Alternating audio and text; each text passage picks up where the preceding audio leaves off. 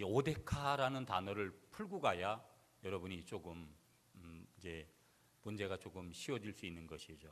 예. 우리 한번 따라하겠습니다. 주께 감사하리이다. 이 오데카라는 뜻은, 이 말의 뜻은 주께 감사하리이다. 주께 감사하는 이제 결실의 계절이니까 이 계절에 우리는 하나님의 말씀을 들으면서 어떻게 해야 될까? 여러분 한번 고민해 보시는, 생각해 보시는, 또 결단하시는 그런 시간이 되시기를 간절히 축복하겠습니다. 우리나라는 이제 4계절이 뚜렷한 나라잖아요. 봄, 여름, 가을, 겨울이 있다라는 것이 얼마나 귀한지 모르는데, 사실은 이제 지구온난화다 이 큰 원인 때문에 우리나라도 이제 4계절이 뚜렷하기는 아직까지 흔적들이 있지만, 뭐 봄이 온 듯하면서 여름으로 가고, 여름이 굉장히 길어지고, 또 금방 그냥 가을이 오고. 어젯밤에는 여러분 얼마나 추운지 모르겠더라고요. 저는 열이 많은 사람이어서 항상 선풍기 틀고 문 열어놓고 자야 되는 사람인데, 그런 제가 추울 정도면 웬만한 분들은 굉장히 추울 수밖에 없는 그런 날씨예요.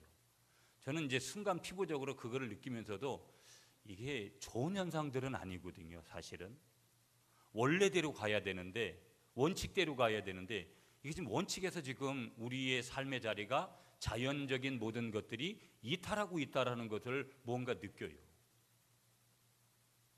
그러면서도 뭐 일시적으로는 시원하니까 매우 좋더라고요. 예, 봄, 여름, 가을, 겨울.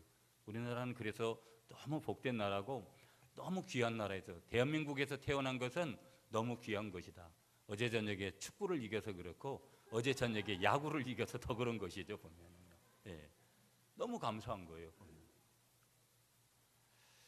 그 어느덧 그런 사계절이 뚜렷해도 9월이 됐어요, 여러분. 어떻게 지내왔나? 가만히 뒤돌아보면 뭐 희노애락의 일들이 다 있었겠죠. 참 빨리 지났습니다, 목사님. 그렇다고 생각하시는 분들도 있고, 잘 갔다고 너무 어려운 부분이 있어서 또 너무 아쉬운 그런 부분들을 느끼는 여러 가지들이 있을 거예요. 여러분 이제 가끔 밤에 문자가 이렇게 들어오면 뭐 여러 가지, 이게 그 중에 이제 고향 소식을 알리는, 저희는 이제 강화도에, 여러분 우리나라에 이제 3,400개의 섬이 있습니다.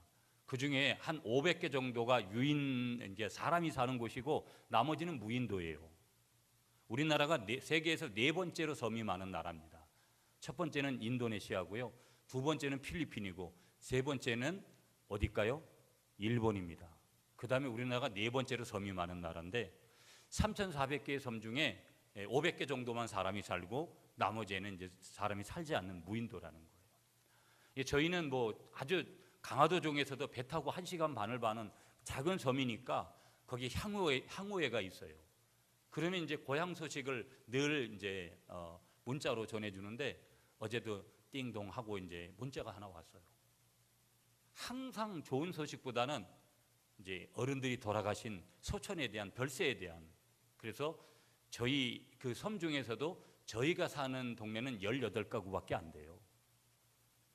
그 18가구밖에 안 되니까 다 알잖아요. 예. 거기에 계신 어머니 한 분이 84세로 이제 소천을 하신 거예요. 마음 같아선 바로 문상하고 그렇게 가고 싶지만, 여러분 저는 직업적으로도 목사고 또 지역이 인천이고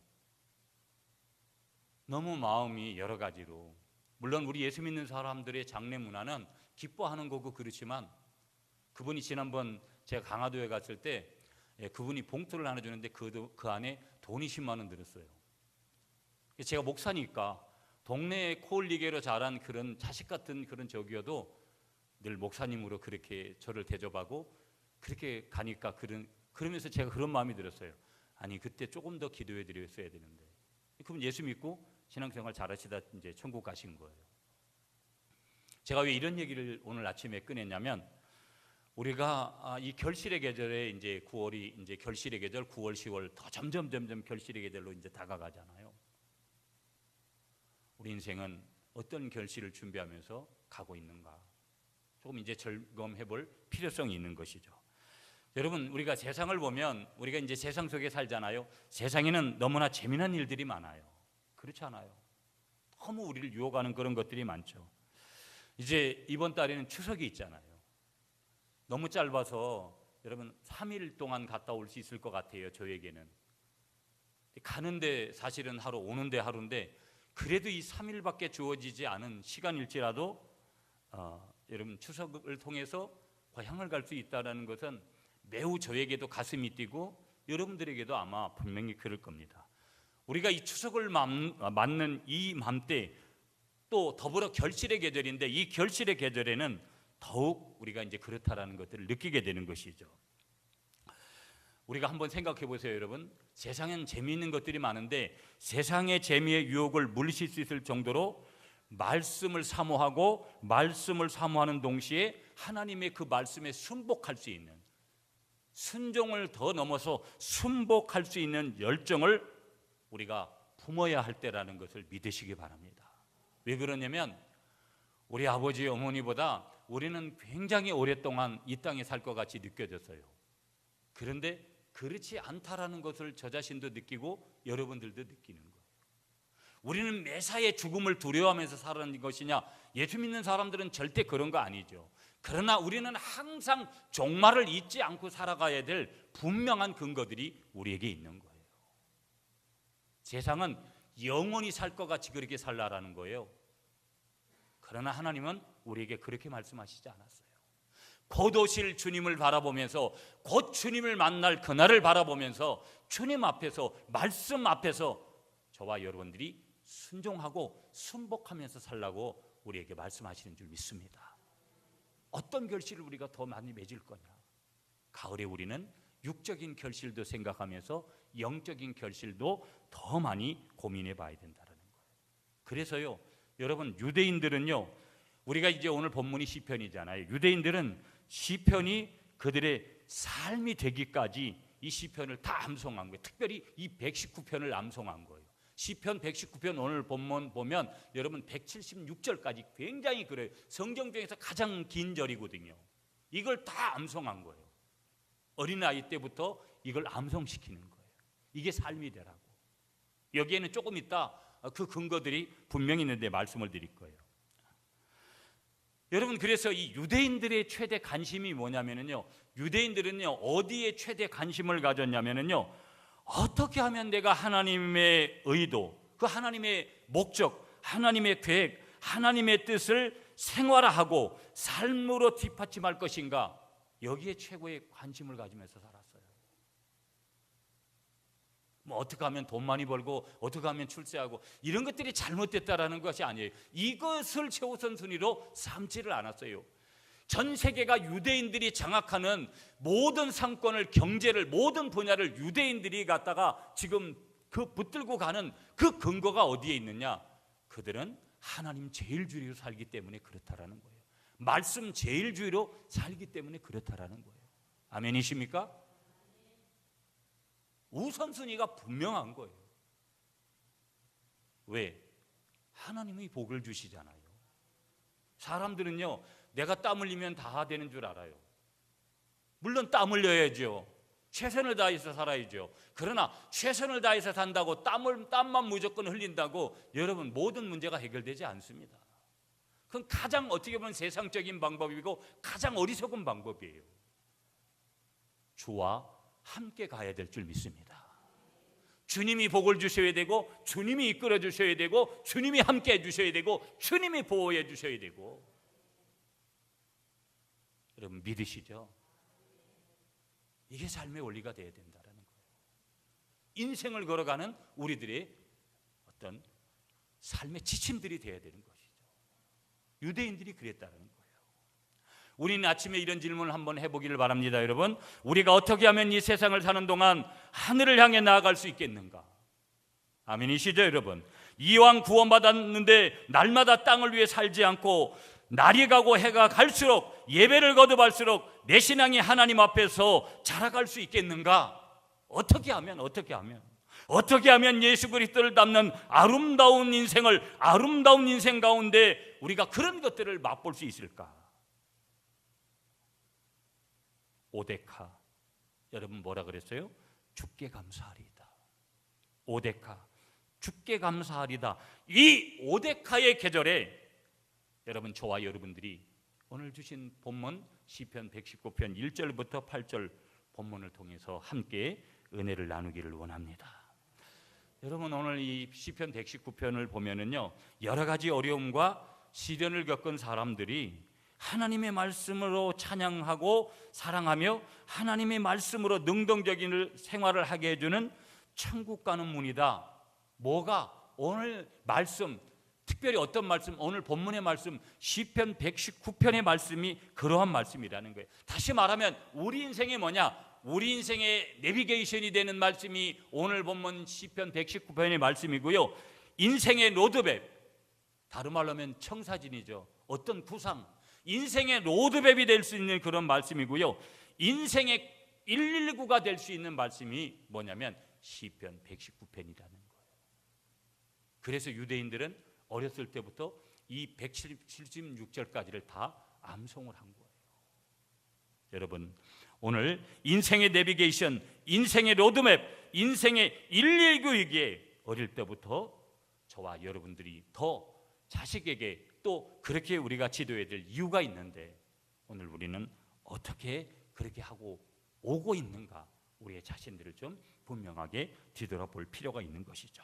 자, 계속해서 여러분, 오늘 본문 이 시편 119편은요 유대인들에게 특별히 모세 오경의 생활 주석이기 때문에 모두가 다 암송할 수 있도록 8절씩 8구절씩 22연으로 각 연이 시작될 때는 첫 글자가 히브리어 알파벳 순서로 그렇게 구성이 되어 있습니다. 여러분, 조금 어려운 그런 내용일 수 있는데 여러분이 들을 때, 여러분, 성경이 그냥 대충 그렇게 그냥 아무렇게 쓰여지지 않았다라는 거예요. 거기에는 세밀한 하나님의 의도와 하나님의 목적과 하나님의 계획과 하나님의 뜻이 거기에 숨겨져 있는데, 176절을 여러분이 8절씩 나누면 22개가 돼요. 그런데 히브리어 숫자 22개의 숫자들을 따가지고 그렇게 첫 글자 알파벳을 쭉 따라서 이어지는 그런 계획을 하나님께서 거기에 다 그렇게 계획을 숨겨 놓으셨더라는 거예요. 아이고, 너무 어렵네요, 이렇게 생각할 수도 있지만 하나님의 의도와 하나님의 계획이 그렇게 거기 있더라는 거예요. 즉, 다시 말하면 인생의 22가지의 주제가 8절씩 그렇게 상승하며 진행하는 계단식으로 거기에 계속해서 알파벳 순서대로 그렇게 진행이 되어 있더라는 거예요. 그러니까 이 119편에는 여러 가지 주제, 특별히 22가지나 되는 그런 주제에 대해서 하나님께서 거기에서 나열을 하면서 이 이스라엘 백성들에게, 영적인 이스라엘인 저와 여러분들에게도 이 말씀을 경청하면서 살도록 그렇게 하셨다라는 거예요. 나중에 기회가 되면 이 시편 119편을 조금 더 여러분하고 나눌 기회들이 있겠죠. 그러니까 다 이 속에는 뭐가 숨겨져 있느냐? 하나님의 의도, 하나님의 목적, 하나님의 계획, 하나님의 뜻이 거기에 담겨져 있기 때문에 우리가 그 모든 것들을 어디를 통해서? 이 말씀을 통해서 찾아야 돼요. 그렇게 찾기 위하면 우리는 뭘 해야 되느냐? 반드시 내가 처음으로 해야 될 일은 이렇게 말씀도 들어야 되지만 여러분들이 말씀을 읽어야 된다, 이 말이에요.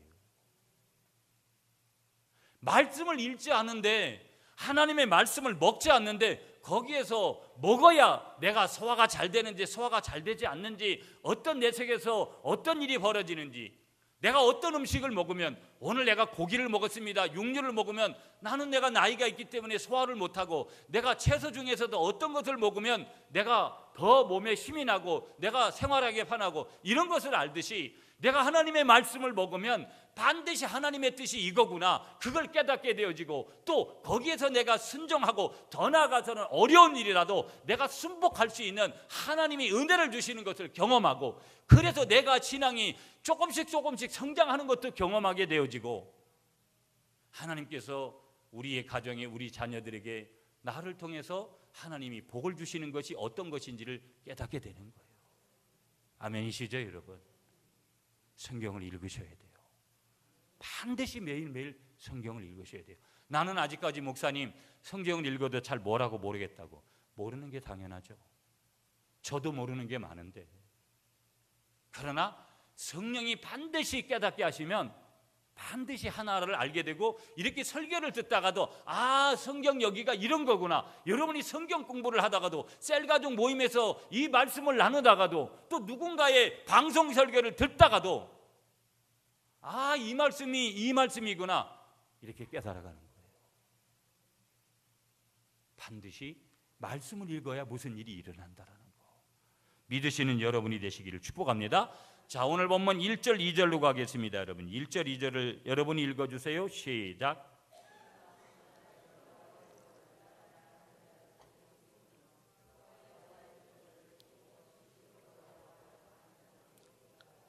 아멘. 오늘 1절 2절은요 복된 삶에 대해서 이야기하는 거예요. 말씀하시는 거예요. 우리는 우선 본문 1절 2절 우리가 이 말씀 읽은 대로 자신이 하나님 앞에 복받은 상태이기를 강구해야 된다라는 거예요. 난 저주받은 사람이야, 내 인생은 모든 것이 꼬여 있어, 이렇게 예수를 믿으면서 우리가 그렇게 말하고 그렇게 생각하며 살아가는 것은 믿음의 상태가 아니라는 거예요. 무슨 얘기냐? 하나님 나를 축복해 주시옵소서. 아멘이십니까 여러분? 제가 하나님 앞에 복받은 상태로 살기를 원합니다. 아멘이십니까 여러분? 이것이 여러분의 이상이 되기를 뭐 해야 되느냐? 주님의 이름으로 간절히 그렇게 우리가 주님 앞에 원해야 되고 기도해야 되고, 그렇게 날마다 선포해야 되고 주님 앞에 기도해야 될 줄 믿으시는 여러분이 되시기를 축복하겠습니다. 한국 교회는요 가끔 보면 문제가 뭐냐면, 성경에서 말하는 복을 너무 쉽게 얻는 하찮은 것으로다가 떨쳐버릴 때가 있어요. 무슨 얘기냐? 하나님께서는 구약 성경에 반드시 뭐라고 말씀하시냐면, 물질과 돈이 많은 것, 건강하고 장수하는 것을 뭐라고 말씀하시냐면 복이라고 말씀하세요. 제가 가끔 그런 얘기 들어요. 부흥회 가서도 말씀드리고, 기독교는 철저히 기복적입니다. 그래서 창세기 1장 28절에 바라크, 그래서 그 바락바락 하나님 앞에 복을 달라고 기도하고 복을 달라고 간구해야 되는, 어찌 보면 또 다른 종교들하고 유사성을 느끼지만 구약적인 의미에서 특별히 더 우리 기독교는 철저히 더 기복적인 거예요. 누가 더 물질의 복을 더 많이 받았느냐, 누가 더 어떤 그 보이는 그 돈에 대해서, 또 건강에 대해서, 장수에 대해서 복을 받았느냐, 이건 매우 구약적인 의미에서는 중요한 거예요. 그러나 거기까지만 모르면 그건 복음이 아니라는 거예요. 거기까지에서 알고 끝나기 때문에 거기에 문제점을 이야기하는 것이죠. 기독교는 절대 그것을 말하지만, 물질의 축복, 돈의 축복, 건강의 축복, 장수의 축복을 말하지만 거기서 끝나는 것은 기독교가 아니라는 거예요. 복음이 아니라는 거예요. 그러나 기독교는 철저히 뭘 말한다고요? 물질의 복, 돈의 복, 건강의 복, 장수의 복을 말씀하시는 줄 믿습니다. 이 복을 누가 받아야 되는 거예요? 우리가 받아야 될 줄 믿습니다. 이 복을 누가 받아야 되는 거예요? 내가 받아야 될 줄 믿습니다.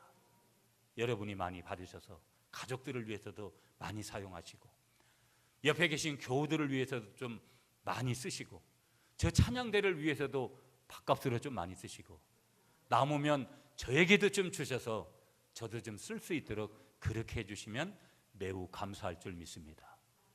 가끔은 우리 전도사님들에게도 조금 주시면 감사할 줄 믿습니다. 아멘이시죠? 철저히 기독교는 그런 의미도 담고 있다. 왜 구약에서 그렇게 가르쳤는가? 중요한 것은 여기에 메시지가 있는 거예요.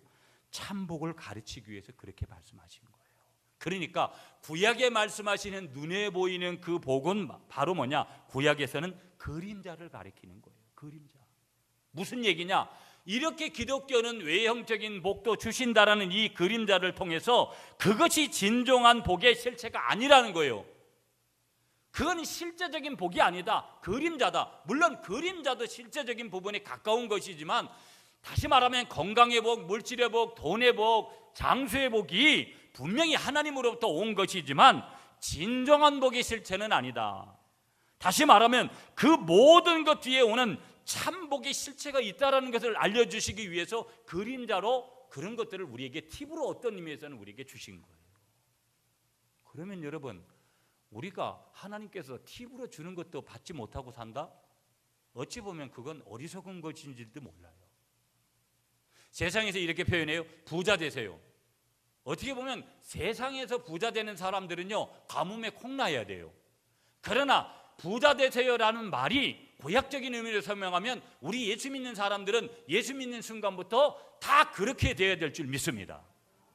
여러분들이 그렇게 돼야 된다는 거예요. 그러나 거기에서 머물러 있으면 율법의 사람이라는 거예요. 복음의 실체는 그 이상을 뛰어넘는다. 그 복의 실체가 바로 뭐냐? 뭘 말하기 위해서 그런 것이냐?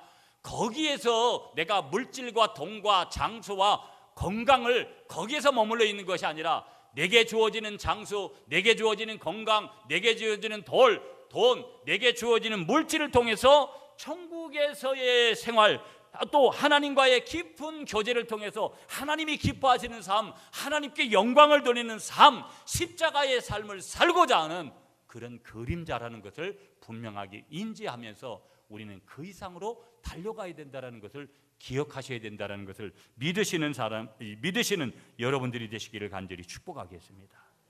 그래서 우리는 이런 질문을 해야 돼요. 어떤 사람이 복 있는 사람일까? 한번 따라하겠습니다. 하나님의 말씀을 사모하는 사람입니다. 아멘이십니까, 여러분? 그런 사람은요, 외적으로 행위가 온전한 사람, 내적으로는 마음을 다하여 주님의 증거를 지키는 사람이라는 거예요. 그리고 전심으로 주님을 찾고 구하는 사람, 그 사람이 누구라는 거예요? 복 있는 사람이라는 거예요. 우리는 그림자를 붙들고 자꾸 내가 물질적인 것들, 내가 건강적인 것들 추구하지만, 그러나 추구하는 것이 잘못된 것은 아니에요. 그러나 그것이 전부가 돼서는 안 된다라는 거예요. 그건 복음이 아니라는 거예요.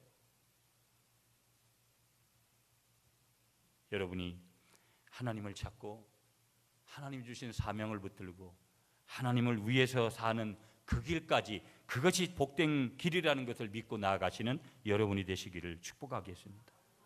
뿐만 아니라요, 거기다가 조금 더 붙이면 복된 삶을 사는 사람은, 여러분 오늘 본문 3절이에요. 3절 말씀 다 같이 읽어주세요. 시작.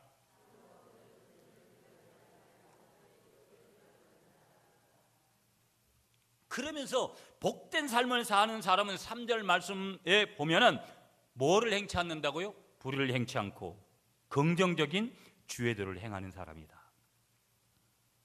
하나님의 법대로 살아야 될 줄 믿습니다. 내 마음의 불의를 다 없애고 의로움이 가득하기를 인생의 목표로 삼으시는 저와 여러분들이 되시기를 간절히 축복하겠습니다. 적어도 이런 소원을 가슴의 심장에 품고 주님 앞에 가는 날까지 그렇게 살아가시는 여러분이 되시기를 간절히 축복하겠습니다. 이래서는 안 된다라는 거예요. 이 땅에서 아파트 10채가 소원이 아니라 숨을 거두기까지 평생 내 안에 불의가 조금 더 없기를 원하는 그 마음, 내 안에 의로움이 가득하기를 원하는 그 마음, 내 성품이 참으로 변화되기를 원하는 그 마음, 미움과 시기에서 나를 벗어나게 하옵소서. 주여 내 마음을 의롭게 채워주옵소서. 뭐가 채워져야 되느냐? 열정이 저와 여러분들에게 채워져야 될 줄 믿습니다. 좀 전에 말씀드린 그런 열정들. 그러면서 여러분 오늘 본문 4절로 다시 가겠습니다. 4절 말씀 시작.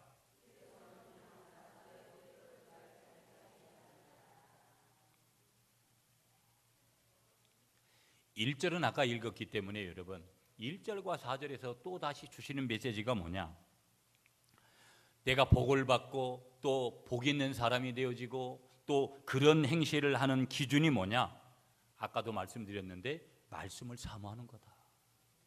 내가 복의 사람이 되고 내가 행실의 모든 것의 기준은, 내 행실의 기준은 말씀을 사모하는 것이고, 그 다음에 순복의 열정이다. 순복의 열정.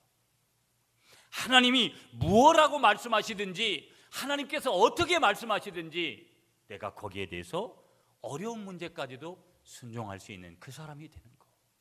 이거는 되고 하나님 이거는 안 되고요, 이런 사람이 아니라 무엇이든지 말씀하시면 내가 그렇게 따를 것입니다, 이렇게 말할 수 있는 순복의 사람. 그 사람은 항상 말씀을 사모하는 사람이요, 그 사람은 어떤 복 가운데 있어도 행실을 말씀의 기준에서 더 나아가서는 순복의 열정으로 그렇게 나아가는 사람이라는 것을 믿으시는 여러분이 되시기를 간절히 축복하겠습니다. 우린 여기서 한 가지를 질문하면서 가야 돼요. 한번 따라하겠습니다. 현실을 바라보라. 무슨 얘기냐? 내가 지금 하나님 앞에서 나를 볼 줄 알아야 된다라는 거예요. 내가 삶의 방향이 옳은 방향인가? 말씀에 비춰볼 때 하나님이 기뻐하실 방향에 내가 서 있는가? 내가 적어도 사람답게 그렇게 살아가려고 하고 있는가? 내가 인생의 자리에서 내가 염려하고 걱정하는 것들을 좀 내려놓고 내가 얻을 수 있는 부분에 대해서 내가 최선을 다할 수 있는 방향에서 내가 어떻게 하면 그것을 취할 수 있는 건가? 철저히 하나님 앞에서 자기를 지금 바라볼 수 있는 것, 철저히 하나님 앞에서 자기를 바라보아야 될 줄 믿습니다. 옆에 계신 분하고 이렇게 인사하겠습니다. 당신 하나님 앞에서 지금 자기를 바라봐요. 아멘이시죠, 여러분? 자기를 바라봐야 된다라는 거. 하나님을 존경하고 또 두려워하면서 살아가고 있는가? 아니면 하나님 말씀에 외면하고 내 마음대로 내 멋대로 그렇게 살아가고 있는가? 자기를 분명하게 볼 줄 아는 저와 여러분들이 되시기를 축복하겠습니다. 왜? 목적은 다른 것 하나, 높은 것을 위해서, 높은 것을 향해서 저와 여러분들이 자라가기 위해서, 우리의 신앙이 더욱 성장해 가기 위해서. 여러분, 가만히 질문하면서 그런 거예요. 부부관계가 옛날 같지 않은가? 저와 여러분들 속에 있는 자녀들이 삐뚤어지는가? 영적으로 저와 여러분들이 답답해하고 있는가? 믿음이 자라나고 있지 않는가? 그 원인을 어디서 찾으라는 거예요? 내 안에서 찾으라는 거예요. 하나님 앞에서 여러분의 적나라한 모습을 있는 그대로 살펴보시라는 거예요. 계속해서 5절 6절을 읽어주시기 바랍니다. 여러분 5절 6절 말씀 시작.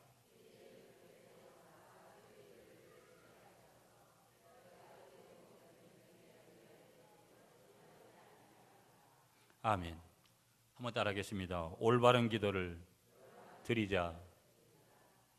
5절 6절에서 말씀하시는 것은요, 올바른 기도를 드리라는 거예요. 올바른 기도. 첫 번째 기도가 여러분, 오늘 본문의 시인의 첫 번째 기도가 5절 6절이거든요. 내 길을 굳이 정하사 주의 인류를 지키게 하소서. 내가 주의 모든 계명에 주의할 때에는 부끄럽지 아니하리이다. 설교를 듣는 것, 말씀을 읽는 것, 성경 공부하는 것 모두를 부끄럼 없이 할 수 있는 마음의 상태라는 거예요. 하나님의 말씀을 읽을 때 부끄럼 없이 읽을 수 있도록 해달라고 우리 모두 뭐 해야 된다라는 거예요? 기도해야 될 줄 믿습니다. 이거 말씀하는 거예요. 두 번째 기도가 여러분 7절에 나와 있는데요, 여러분 7절 말씀 다 같이 읽겠습니다. 시작. 내가 주의 의로운 판단을 배울 때에는 정직한 마음으로 주께 감사하리이다. 두 번째 기도가 7절에 나오는데요, 내가 주의 의로운 판단을 배울 때에는 정직한 마음으로 주께 감사하리이다. 여기서 이 감사라는 이 단어는요, 예배라는 단어로 바꿔볼 수 있는 거예요. 그러니까 정직한 마음으로 주께 어떻게 한다? 감사하리이다. 이 말은 정직한 마음으로 내가 주께 뭐 한다라는 거예요? 예배하리이다. 여러분, 오늘 한국교회가 얼마나 많은 예배를 드립니까? 참 많은 예배를 드려요. 무슨 장례 나면 전부 기독교는 장례 예배죠. 또 축할 일 있으면 뭐 개업을 하든 뭐 돌이 됐든 뭐 했든 뭐가 되면 그냥 예배죠. 저희 교회는 그래도 예배가 많이 없는 거잖아요.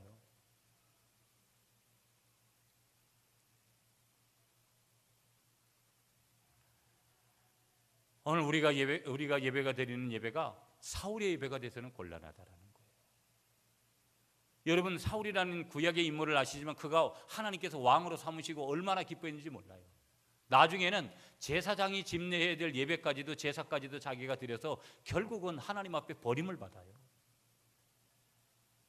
친접한 여인을 찾아가고 엉뚱한, 다시 말하면 아주 형식적이고 하나님 없는 그런 예배를 갖다가 그가 드렸기 때문에 결국은 버림받았어요. 여러분, 예배 하나를 준비하면서 여러분이 얼마나 준비해요?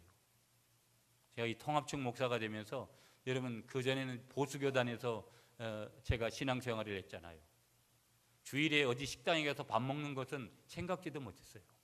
우리 아이들이 과자 같은 거 항상 토요일 날 준비하고, 헌금은 항상 은행에 가서 제일 빳빳한 것으로 갖다가 준비하고, 그런 것들이 본질은 아니지만 내가 얼마나 예배 가운데 주님을 사모하고, 내가 예배 가운데 얼마나 말씀을 사모하고, 예배 가운데 얼마나 정성스러운 예물을 준비하고, 예배 가운데 얼마나 정성스러운 찬양을 드리고,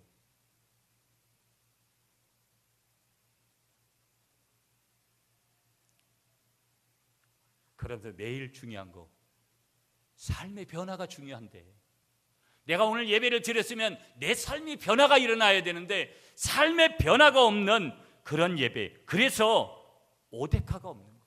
오늘 제목대로 주께 감사하리다. 이렇게 해주신 것도 감사하고, 저렇게 해주신 것도 감사하고, 때로는 고난을 주신 것도 감사하고, 주께 감사하리다. 이 오데카가 없는 예배, 우리는 얼마나 그런 예배를 많이 드렸는지 몰라요. 하나님이 구약의 제사를 드리는데 이스라엘 백성들이 좋은 것들을 막 가져오고, 어떤 때는 그래요. 하나님, 그래요. 나는 이 양과 소와 이런 제사를 아주 신물이 난다. 하나님이 우리를 향해서, 야, 너가 드리는 예배는 아주 신물이 난다, 이런 얘기를 한번 들어보세요. 그건 끝장입니다. 끝장. 어떤 의미에서는 형천병력이죠. 우리는 그런 예배였나? 그런 예배가 아니었나? 오데카의 주께 감사하리라, 어떤 여건 속에서도 그런 예배를 우리가 드렸는가? 예배와 삶이 하나 되는 그런 예배, 그런 예배를 여러분이 준비하시고, 그런 예배를 항상 하나님 앞에 올려드리는 여러분들이 되시기를 간절히 축복하겠습니다. 이제 마지막 한 가지를 보면서 마치도록 하는데요, 8절 말씀이에요. 여러분, 8절 말씀 시작. 내가 주의 율례들을 지키오리니 나를 아주 버리지 마옵소서. 한번 따라하겠습니다. 흔들림 없는 순종. 흔들림 없는 순종. 많은 사람들이요, 제가 이제 우리 장로님이 이제 어떤 우리 전체 등록 카드를 정리하면서 이제 해서 이제 저한테도 이제 주셨는데, 수많은 얼굴들이 이게 스쳐 지나가듯이 간 분들도 많이 있고, 또 이렇게 잠시 동안은 아주 열심히 그렇게 해서 또 교회를 섬긴 분들도 있어요. 제가 늘 요즘 간간히도 그런 얘기를 드리는데, 신앙생활은요, 인내하기가 참 어려워요. 교회 와서 이렇게 수십 명 교인이 돼도요, 별의별 분들이 다 있잖아요. 교회 오면 사람 보면 반드시 넘어집니다. 여러분, 나하고 맞는 사람이 거의 없어요. 세상에도 여러분, 나하고 맞는 사람들 찾으면 몇이나 되겠어요. 저도 사람을 넓게 사귀는 것보다는 깊게 사귀는 쪽을 택하는 편이거든요. 어려워요. 우리 신앙생활 잘하면서 교회를 섬겨간다는 것이 얼마나 어려운지 몰라요. 흔들림 없는 순종을 한다는 거, 하나님 앞에서 이게 얼마나 어려운지 몰라요. 자식들도 키워보면 여러분, 얼마나 때로는 이 부모의 마음을 힘들게 합니까? 그러니 우리도 똑같은 거예요. 여러분, 하나님을 향해서 흔들림 없는 순종을 하시는 여러분이 되시기를 간절히 축복하겠습니다. 아멘이시죠? 무슨 말씀이냐면, 하나님의 말씀을 그냥 대충 순종하는 정도가 아니라, 이 말씀이다 싶으면 성경의 한 인물을 들면 아브라함과 같이 아들을 바치는 일이라도 하나님의 말씀이면 내가 지키겠습니다.